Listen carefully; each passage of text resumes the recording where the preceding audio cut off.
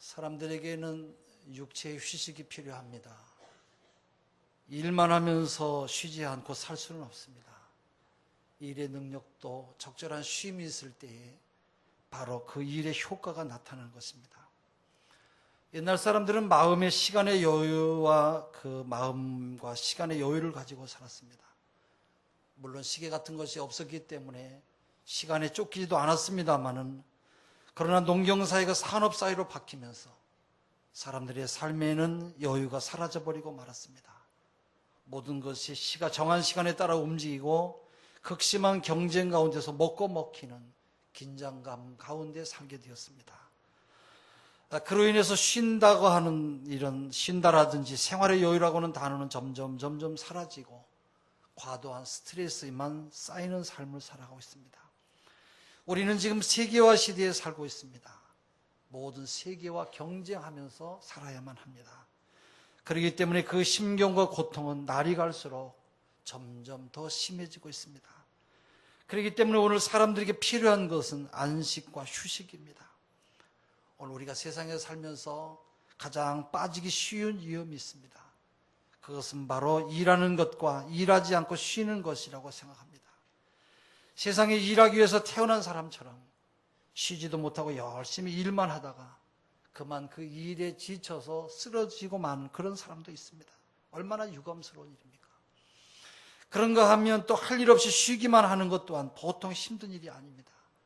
그래서 허무와 절망감에 빠져서 살면서 쉰다고 하는 그 소중한 기쁨마저도 알지 못하고 살아가는 그런 불행한 사람들이 있습니다.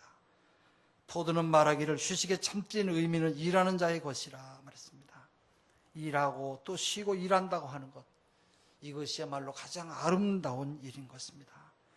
이러한 조화와 균형 속에서 우리 인생은 행복을 찾아가기 마련인 것입니다. 흔히 생각할 시간이 없다라고 하는 그런 말을 하기도 합니다. 사실이 그렇다면 생각 없이 일만 해야 됩니다. 그러나 생각 없이 일하는 순간 벌써 그는 사람이 아닌 동물처럼 일만 하며 사는 그런 사람이 되는 것입니다. 생각할 시간이 있은 다음에 일을 해야 되는 것이죠. 또 어떤 사람은 일은 하지 않고 생각만 해요. 그런데 그 생각이 건전하지도 않고 막연하고 또 때로는 추상적이기도 해요. 그러한 생각이 바로 머리만 복잡하게 만드는 것입니다. 이것 또한 잘못된 일이라고 생각이 돼요. 세계적인 백만장자 카네기는 인생의 길은 열린다라고 하는 그의 책에서 우리의 정열과 정신을 건강하게 만드는 생애 철학 7가지를 말하고 있습니다. 그 첫째는 피로하기 전에 휴식하라는 거예요. 우리가 무슨 일을 하든지 우리 사람에게는 피로라는 것이 따르기 마련이에요. 그래서 피로감이 오기 전에 휴식해야 돼요. 쉬어야 돼요. 피로로 인해서 우리의 몸이 지치게 되면 아무 일도 되는 일이 없다라는 것이에요. 두 번째는 일할 때는 언제나 몸과 마음을 편안하게 하라는 것이에요. 우선 마음이 편해야 돼요. 편하지 않는 마음으로 하는 일은 결코 성공할 수가 없다는 것입니다.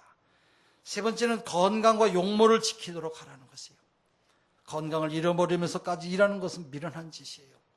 그리고 항상 자기 용모와 자세는 단정히 해야 된다는 거예요. 네 번째는 우선순위를 결정하라는 것이에요. 이 말이 무슨 뜻이냐고 하면 어차피 우리가 모든 일을 다 하는 것은 아니에요. 하다가 우리가 그만두는 것이에요. 세상에 태어나서 할 일을 다 하고 가는 사람은 아무도 없어요. 완전한 일도 없어요. 어차피 우리는 몇 가지만 하는 것이에요. 그렇다고 하면 당연히 우선순위를 따라서 내게 가장 중요한 일을 해야 될 것이에요. 중요한 건 몇 가지만 하고 나머지는 못할 것을 미리 알고 시작을 하라는 것이에요. 다 할 수 있다고 생각해도 안 되고 또 내가 다 하겠다고 오만을 떨어서도 안 되는 것이에요. 어차피 우리는 다 할 수 없어요. 그렇기 때문에 우선순위가 중요해요. 결혼도 마찬가지예요. 어떤 사람을 보면 결혼 조건이 얼마나 까다롭고 얼마나 심히 든지 몰라요. 또 많아요. 용모에다, 지식에다, 성격에다, 가문에다, 재산에다 두루두루 이런 조건을 다 나열해 놓고 이게 다 자기의 마음에 맞아야 결혼하겠다고 말해요. 여기서 하나만 부족해도 안 된다고 하는 게 여러분 그런 생각은 잘못된 생각이에요. 그렇기 때문에 노처녀가 되고 시집을 가지 못하는 거예요. 물론 내게 여러 가지 희망사항은 있겠지만은 그 중에서 한두 가지만 맞으면 그냥 되는 것이에요. 가장 중요한 것만 내가 맞추고 나머지는 내가 수용하겠다고 생각하고 결혼을 해야 돼요. 근데 사람들은 욕심으로 자기가 이 모든 것을 다 몽땅 채워야 된다고 말해요. 그런 상대는 있지도 아니할 뿐만 아니라 또 설령 그런 상대가 있어서 결혼을 한다고 할지라도 그 결혼은 실망으로 끝날 수밖에 없는 것이에요. 그러므로 우선순위를 정하고 우선순위에 따라서 일을 하는 것이에요. 다섯 번째는 조직과 대화를 배우라는 것이에요. 내가 해야 될 일이 있고 남에게 맡겨야 될 일이 있다라는 거예요. 그러므로 조직을 해야 돼요. 내가 다 할 수는 없어요. 근데 자기가 몽땅 이 모든 것을 다 하겠다고 덤비는 사람이 있어요. 말씀드리기 죄송합니다만은 우리 노예 안에도 그런 목사님이 계세요. 참 열심히 목회하는 분으로 이분이 하시는 그 열심은 누구도 당해낼 사람이었어요. 근데 늘 항상 몸이 피곤해서 힘들어해요. 늘 지쳐있고 눈꺼풀이 늘 잠이 오는 것처럼 그렇게 고생을 해요. 왜 그러냐고 물었더니 자기가 365일 새벽 예배 한 번도 빠지지 않고 새벽 설교 다 준비한대요. 주일 낮 찬양 예배, 수요 설교, 금요 철야 뿐만 아니라 교회 주보도 본인이 다 만들면서 교회를 섬기고 있다는 거예요. 교회 주보 같은 것은 부목사님도 있고 전도사도 있으니까 맡겨서 일하면 되지. 왜 그런 것까지 몽땅 다 맡아서 그렇게 힘들게 하냐고 물었더니 다른 사람에게 맡겨놓으면 마음에 들질 않는데요. 실수도 많이 있고 또 다른 이유도 있고 해서 자기가 직접 만든다는 거예요. 참으로 피곤한 사람이에요. 여러분 그런 것을 좀 실수하면 어떻고 좀 부족하면 어떻겠어요? 내가 해야 될 일은 내가 하고 남이 할 일은 남이 해야 돼요. 남이 할 일을 내가 하려고 하다 보면 정작 내가 해야 될 일을 하지 못하게 되는 것이에요. 또한 남자가 할 일이 있고 여자가 할 일이 있어요. 이 여자가 할 일을 남자가 하려고 한다고 하면 남자가 정말로 자기 일을 못하게 되는 것이에요. 언제나 이 일을 분담할 줄 아는 지혜와 또 남에게 분담시킬 줄 아는 그런 지혜도 있어야 되는 것이에요. 그래야 그 사람이 건강할 수가 있고 모든 일에 성공할 수가 있는 것입니다. 할렐루야. 여섯 번째는 고민과 괴로움을 막기 위해서 정열적으로 일하래요. 무슨 일을 할 때는 그 일로 인해서 온 정신과 마음을 다 쏟아야 될 것이에요. 이쪽에 가면 저쪽 보고 저쪽 가면 이쪽 보고 하면 이렇게 일을 하면 안 돼요. 여러분 공부하지 못한 아이들을 가만히 보세요. 이 아이들은 놀 때는 공부 걱정하느라고 놀지 못해요. 또 공부할 때는 놀고 싶어서 공부를 하지 못해요. 그래서 이런 학생들은 늘 왔다 갔다 하는 것이에요. 놀 때는 열심히 놀고 공부할 때는 열심히 공부만 해야 되는 것이에요. 이렇게 정열적으로 하지 못하는 데 바로 실패의 원인이 있는 것이에요. 고민이나 괴로움 같은 것들이 틈탈 수 없을 만큼 정열적으로 일해야 될 것이에요. 일곱 번째는 수면 부족 때문에 죽은 사람이 없다고 하는 것을 명심하라는 거예요. 좀 적게 잤다고 죽는 사람이 없어요. 그러므로 열심히 뛰어야 돼요. 이것이 바로 성공의 비결이라는 것이에요. 어떤 사람은 잠을 조금 못 자면 마치 금방이라도 자기가 죽는 줄 알고 목사님 나는 1시간이라도 잠을 못 자면 8시간을 자야 되는데 7시간밖에 못 잤기 때문에 나는 1시간을 꼭 가서 시간을 채워야 된다는 거예요. 낮잠을 채워야 되기 때문에 나는 꼭 나가서 꼭 이것을 내가 해야 된다. 그래서 그 바쁜 시간에 집에 들어가서 꼭 잠을 자는 그런 사람이 있어요. 또 어떤 분들을 보면 잠이 부족하면 될 일도 안 될 것이라고 미리 걱정하고 있어요. 그래서 나에게 물어보는 사람도 있어요. 목사님은 도대체 몇 시간 주무십니까? 예, 제가 5시간 잡니다. 아니 그것 가지고 어떻게 삽니까? 내가 지금 이렇게 건강하게 잘 살고 있지 않습니까? 별 걱정을 다 하고 있습니다. 적어도 사람은 하루에 8시간은 자야 된다는데 세상에 5시간만 자고 어떻게 목사님 살아갔습니까? 이렇게 지레 걱정하는 사람이 있어요. 여러분 8시간, 9시간씩 실컷 자고 나서 제대로 되는 사람 보셨습니까? 이것은 말도 안 되는 잘못된 이야기예요. 그래서 8시간, 9시간씩 잔다고 그 사람이 건강한 것입니까? 결코 그렇지 않아요. 창조주 하나님께서 우리를 만드실 때 그 창조의 섭리 중에 바로 안식일이 있다라고 하는 것을 여러분 잊지 마시기를 바랍니다. 우리에게 열심히 일하게 하시고 그 다음에 쉬면서 생각하게 하셨어요. 일하면서 생각하라는 것이 아닙니다. 일할 때는 일하고 그 다음에 일을 멈추고 생각하고 또 일을 하고 이렇게 하도록 창조하셨어요. 일하고 쉬면서 행복을 느끼도록 만드셨고 쉬고 일하면서 능률적으로 살도록 창조하셨어요. 이것이 하나님의 섭리요 하나님의 뜻인 것이에요. 파스칼의 유저인 팡세에 보면 이런 말이 있어요. 생각도 없이 할 일도 없이 전념할 일도 없이 그야말로 하는 일이 없이 완전한 휴식 속에 있는 것처럼 참을 수 없는 고통은 없다 그랬어요. 여러분, 일이 많다고 여러분 괴로워하지 마세요. 일이 많은 것이 얼마나 행복한 일입니까? 이렇게 일이 없고 그야말로 하는 일이 없이 완전한 휴식 속에 있을 때 자기 자신의 삶의 허무감만 찾아올 것이고, 그로 인해서 오는 자기 불안과 자기 회의와 자기 무력증과 자기 공허감에 빠지게 될 것이에요. 바로 이런 때 마음 깊은 곳에서부터 권태와 우울증과 고뇌와 회한과 절망이 한꺼번에 쏟아져 나오기 때문에, 그래서 사람이 견딜 수가 없는 것이에요. 여러분, 그렇기 때문에 바쁘다고 불평하지 마세요. 내가 할 일이 있다고 하는 것처럼 행복한 일은 없어요. 내게 할 일이 있다고 하면 감사하고, 내가 또 전념할 수 있는 일이 있다고 하면 더 감사하고, 특별히 즐거워하면서 할 수 있는 일이 있다고 하면 우리는 더더욱 감사해야 될 것이에요. 그것은 하나님께서 우리에게 휴식을 주셨기 때문에 그래요. 일하고 쉬는 것, 여기에 진정한 삶의 의미와 우리의 생의 축복이 있는 것입니다. 사람의 됨됨이는 그 사람의 일하는 것에서도 알아볼 수가 있습니다만, 더 중요한 것은 그 사람이 휴식하는 것을 통해서도 볼 수가 있어요. 어떻게 쉬느냐는 것을 보아서 그 사람의 사람됨을 결정적으로 평가할 수가 있는 것이에요. 하나님께서 우리에게 휴식을 주신 이유는 우리의 몸과 마음을 쉬고 새로운 앞날을 위해서 전진하라고 주시는 휴식의 참뜻이 있는 것이에요. 휴식을 통해서 일하게 하시고 생각하게 하시고, 휴식을 통해서 일의 노예로부터 벗어나게 하시고, 일 자체를 기쁨으로 해석하며 생각하게 만드는 것이에요. 또한 그 일의 의미를 알게 돼요. 일의 목적을 생각하게 돼요.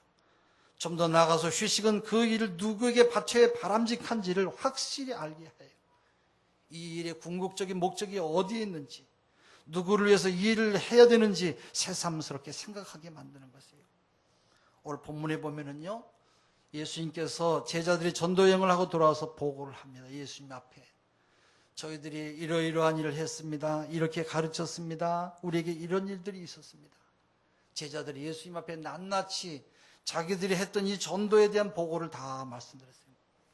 예수님께서 이 이야기를 다 들으신 다음에 뭐라고 하셨느냐? 그래, 잘했다. 이제 쉬어라. 그렇게 말씀해요. 본문에는 이것을 4가지로 말씀하고 있어요. 첫째는 따로 떠나서 쉬라는 것이에요. 이 따로라고 하는 말은 복잡한 것으로부터 벗어나라는 것이에요. 이 일을 멈추고 따로 좀 한가하게 좀 쉬라는 것이에요. 지금껏 정신없이 일을 해왔지만 잠깐 멈추고 그 일로부터 떠나라는 것이에요. 이 일에서 떠날 줄 알 때 바로 이 일의 노예가 되지 않을 수가 있어요. 아무리 바쁘고 아무리 중요한 일이 있다고 할지라도 일단 이 일에서 떠나는 그런 시간이 우리에게 필요해요. 두 번째는 한적한 곳으로 가라고 말씀해요. 한적하다고 하는 말은 헬라어 원문으로는 에레몬 토플이라고 해서 이것을 광야라고 그렇게 말해요. 광야는 한적한 곳이에요. 여러분 휴식을 어디에서 취하십니까? 어떤 사람들은 휴식이라고 이름해서 더 복잡한 곳으로 가요. 그래서 휴식을 찾아서 술집으로 가고 휴식을 찾아서 춤추러 가요. 여러분, 그건 휴식이 아니에요. 여러분이 아시는 대로 여러분 그렇게 하면 몇 시간 후에 여러분의 몸이 어떻게 되겠어요? 여러분의 몸이 완전히 녹초가 되고 말 것이에요. 여러분, 이런 것을 어떻게 휴식이라고 말할 수가 있겠어요? 바로 휴식이라고 하는 것은 한적한 곳으로 가야 돼요. 복잡한 곳이 아닌 한적한 곳, 다른 것이 보이지 않는 바로 자연만 볼 수 있는 곳, 그리고 하나님과 나만이 깊이 만날 수 있는 곳, 좀 더 생각을 많이 할 수 있는 곳으로 가야 돼요. 그것이 바로 휴식하는 방법인 것이에요. 특별히 예수님께서는 당신의 생애 가운데 한적한 곳으로 가시는 시간들을 많이 가졌어요. 우리가 성경을 보면 그것을 자세히 알 수가 있어요. 예수님께서는 새벽에 한적한 곳으로 가셨고, 또 한밤중에도 한적한 곳으로 가셨어요.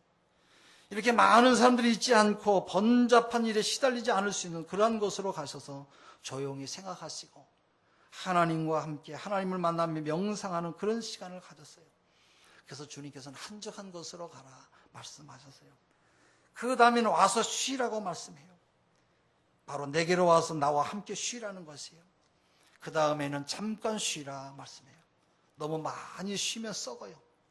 너무 많이 쉬는 것은 좋은 일이 아니에요. 그래서 잠깐 쉬어라.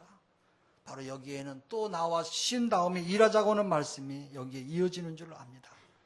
그래서 본문에는 네 가지로 따로 한적한 곳에서 와서 잠깐 이렇게 네 가지로 말씀하고 있어요. 미국의 유명한 갑부인 록펠러의 생애를 보면 그의 삶 속에 몇 가지 독특한 면이 있어요. 우선 그는 98살이 넘도록 건강하게 살았어요. 그래서 이빨이 아픈 의치가 하나도 없이 자기 이빨을 가지고 이를 가지고 먹는 것을 즐기면서 아주 인생을 즐겁게 산 사람이에요. 그 비결이 무엇이었을까 하고 다른 사람들과 비교해 보았더니 다음에 몇 가지가 달랐어요.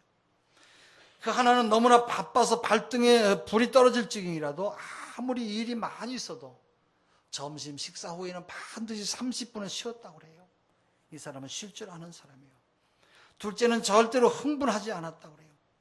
재산으로 인해서 또 인간들로 인해서 또 다른 그런 이유로 무슨 비판을 받더라도 그 많은 복잡한 문제 속에서 절대로 흥분하지 않는 침착한 사람이었다는 거예요. 그래서 그렇게 살아갈 수가 있었던 것이에요. 셋째는 어머니의 말씀대로 주의를 꼭 지켰다고 그래요. 어머니는 바로 이 록펠러에게 이렇게 가르쳤어요. 내가 아무리 바빠도 주일에는 반드시 교회에 나가서 하나님께 예배드리고 한 주일 동안 되어진 이 모든 일들을 하나님께 보고해라. 그리하면 네 마음이 쉼을 얻을 것이다. 이 교훈을 따라서 록펠러는 만사를 다 제쳐두고 주일만은 거룩하고 깨끗하게 지켰다고 그래요. 이것이 바로 그의 삶을 윤택하게 만든 것이에요. 성경은 우리에게 이사야서 56장 2절에 분명하게 말씀하고 있어요. 안식일을 지켜 더럽히지 아니하며 그의 손을 금하여 모든 악을 행하지 아니하여야 하나니 이와 같이 하는 사람, 이와 같이 굳게 잡은 사람은 복이 있느니라. 하나님은 이러한 사람에게 복을 나리워 주시는 것이에요. 할렐루야. 안식일을 지켜라. 주일을 지켜라. 여러분 누구를 위해서요? 사람이 안식일을 위해서 있습니까? 안식일이 사람을 위해서 있는 것입니다. 바로 안식일은 하나님께서 우리 모두에게 복을 주시기 위해서 주시는 휴식이요. 이 자체에 바로 축복의 근원이 우리에게 있음을 우리가 알아야 될 것이에요. 여러분이 주일을 거룩하게 지킬 때에 마침내 주일이 여러분의 모든 삶을 지켜주실 것이에요. 여러분의 삶과 건강과 가정을 지켜주시고 여러분의 자녀를 안전하고 바른 길로 여러분에게 인도해 주실 줄로 믿습니다. 예수님 말씀 가운데 우리에게 언제 들어도 귀한 말씀이 있어요. 수고하고 무거운 짐진 자들아 다 내게로 오라. 내가 너희를 쉬게 하리라. 이 쉰다고 하는 말씀에 참된 축복과 복음의 뜻이 있어요. 여러분 열심히 일하시기 바랍니다. 그러나 한적한 곳을 찾아서 쉬는 그런 지혜도 우리가 가져야 돼요.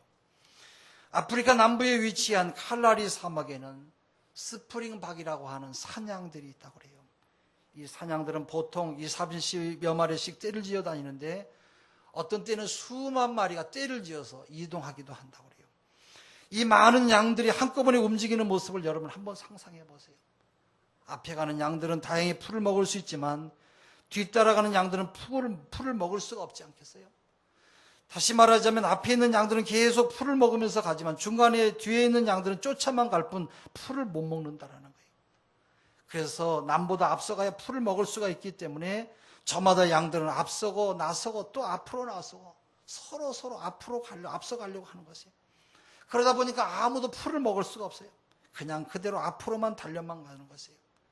바로 풀을 먹자고 앞으로 가는 것인데 너도 나도 앞으로 자꾸 나서다 보니까 자연히 모든 양들이 줄다름 쳐서 달리는 것이에요. 그렇게 계속 달려가다 보면 앞에 바다가 있어요. 앞에가 바다가 있는데도 그대로 멈추지 못하고 바다에까지 그냥 뛰어들고 만다라는 거예요. 여러분 우리가 이 일을 하고 쉬어야 돼요. 목적이 어디 있어요? 우리가 여러분 무엇을 위해서 일하는 것입니까? 생각할 겨를도 없이 어느 사이에 우리는 일의 노예가 되었고 일의 종이 되었고 형편없는 사람이 되었어요. 몸도 영혼도 운명도 명예도 아무것도 없어요. 여러분 어째서 우리가 이렇게 살아야 됩니까?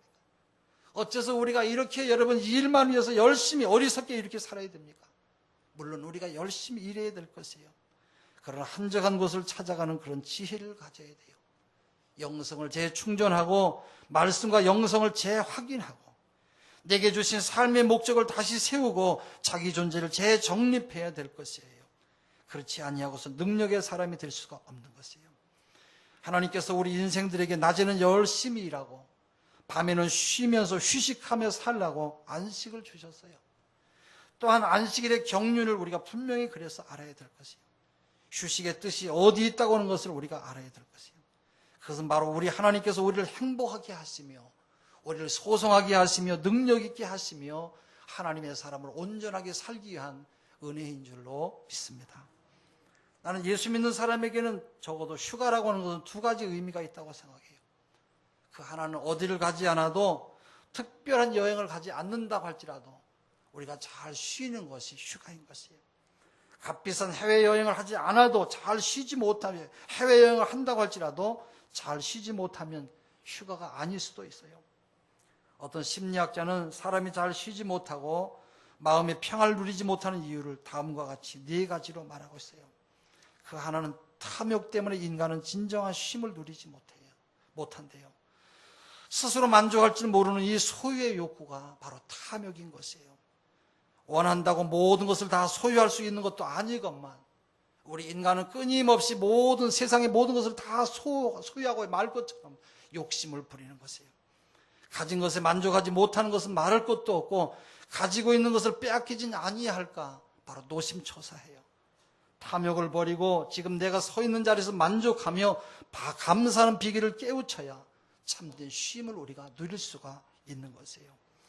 두 번째는 시기 질투 때문에 인간은 잘 쉬지를 못해요.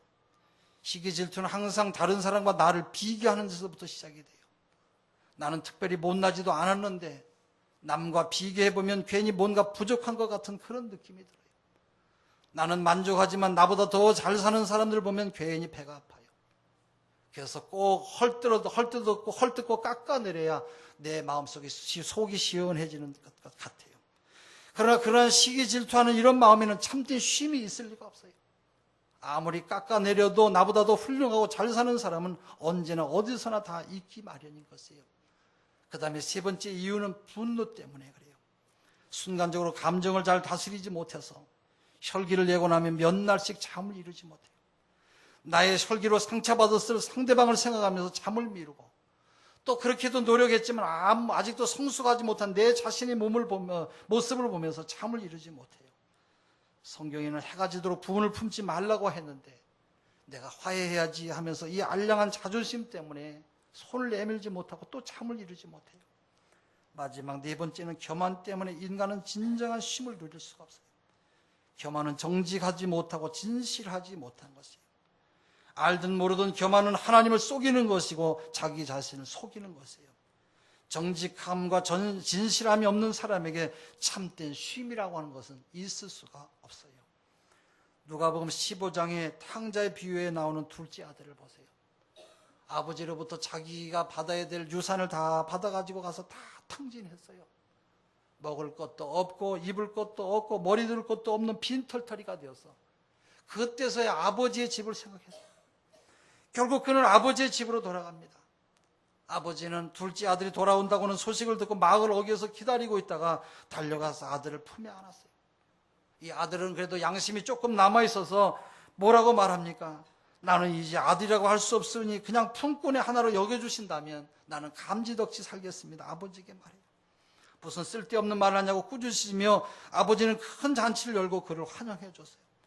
결국 이 아들은 아버지의 품에서 참된 쉼을 얻을 수가 있었던 것이에요. 여러분, 우리가 왜 참된 쉼을 얻지 못한다고 생각하십니까? 많은 사람들이 휴가를 즐길 만한 경제적인 여유가 없어서라고 말해요. 그러나 쉼은 돈이 있어야만 즐길 수 있는 것은 아니에요. 사실 우리가 쉬지 못하는 것은 세상에서 즐길 수 있는 것들이 너무 우리에게 많이 있기 때문에 그래요. 우리가 너무 가진 것이 많이 있어서 쉼을 얻지 못해요. 다 버리고 비우는 순간 우리는 아버지의 품에서 진정한 쉼을 누릴 수가 있어요. 이 탕자의 비유에서 우리가 여러분 무엇을 배웁니까? 세상의 쾌락을 위해서 많은 것을 가지고 있는 사람은 진정한 쉼을 누리지 못하고 이 모든 것을 다 버리고 포기할 때만 아버지의 품 안에서 쉴 수가 있다는 것이에요.